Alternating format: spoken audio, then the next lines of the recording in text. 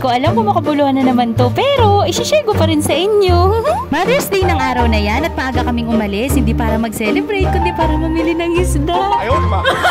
Dito kami dumaan sa EPSA at ihahatid din yung kumare namin na papasok sa trabaho. Katapos noon, nagbili kami na itong pandesal, ang minekos-mekos ng mama dun sa may daan. Pero sarap na sarap kahamu ko dyan. Aliw na aliw nga kami nang makita namin to. Hoy, di nyo kaya, yanong sarap. Na nakakaalam kung ano ibig sabihin ng yano. As you can see, ay napaka-traffic dyan. Kinakailangan mo talaga ng mahabang pasensya. Wala pa naman ako noon. Huy! May kaunti naman. Magtiis ka. Kailangan nating rumakit. Wala tayong pambiling karayo. Kailangan pa din nating magsipag at marami tayong gustong puntahan. Pag hindi ba naman nakakapag-ride sa para akong inaalipunga? Hoy, hindi. Patawarin nyo na ako. Makalipas ang ilang imedya, ay narating din namin itong parking. Bayad po dyan ay 5 piso. Maya-maya pa, may nakita akong mingming. Tingnan nyo, putol yung tenga niya. Kawawa naman. Sama ka na lang sa akin. Abugbugin din. Mag-hi na kayo sa video ko habang mabango pa tayo. Ayan nga't nag-start na kaming mamili. Bumili kami ng galunggong, tilapia, bangus, matambaka, yellowfin, pati na rin pusit. Makalipas ang pakikipagbaratan ay madali lang din kaming natapos. Estimated nga namin ay nasa 25 kilos yan lahat-lahat. Kaya laki rin talaga ng pasasalamat namin dyan sa kumpare namin na sinamahan kami at may nakatulong kami pagbubuhat. Dahil kung nagkataon ay tuluyan na magiging kargador ang dating baluga. Ayaw, di ma. Tinuro-turo mo kasi sa amin tong lugar na to. Alam mo namang mukhang pera ko. Huy! After almost 25 to 30 minutes na biyahe, ay dadaan muna kami dito kay Resty. Social ng pagtitimbangan namin, Dumayo pa kami dito sa Camellia. Credit to the owner. Thank you and pasensya na rin po sa abala. Saglit lang din namin natapos at ready na kami mag-deliver niyan. Sorry na agad, Power Gray. Ginawa ka na naming fish dealer.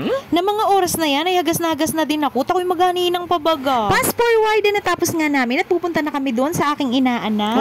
Nakadress din naman ang baluga. Ligong uwak naman, kamamadalian na. Wari ko nga, malansa-lansa pa yan. Huy! Bago kami dumiretso, ay may pa-order pa pala itong si Tokmon. Kaya hanggang pagpunta namin, ay may dala-dala pa rin kaming isda. At ang ending, tingnan nyo naman, wala ng tao. Ano pa nga ba? Ay late na ako. Sus, ginoong ninang ito. Sorry na inaanak at nang isda pa ako. Ayan nga, tinanap na namin yung clubhouse kung saan dun yung venue. Ay, ito na, papariyan na po. Walang ano-ano pa, pagdating doon ay lumantak na agad kami ng kain. Uy, mahihiyain pa kami yan That was exactly 12 noon na ba naman at ang almusal lang namin na yung pandesal. Kakaarimuhan ko ang kumita ay nakakalimutan ko nang may sakit ako. At ng mga oras na yan ay katatapos ko lang magturok ng insulin kaya pwede nang kumain. Abay, lahat ng yan ay kinuhanan ko ng tigkakaunti, hindi naman kita ni doktora.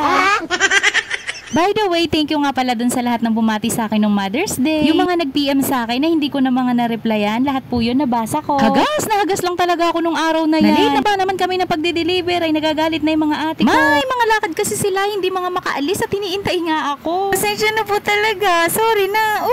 Babalik tayo ng mga oras na yan ay tinuturoan ng clown yung dalawang lola kung paano batiin yung birthday celebrant na si Jade. Sabihin ba naman daw happy birthday apo, ang ganda ni lola Fuck! Flawless! And you can watch their full performance sa aking reel. Ay kainawang kagal pa ko dyan. Pagkatapos noon ay binalikan namin yung mga isda na natira pang ulam namin. Ayan nga at nililinis na nila. Babaita!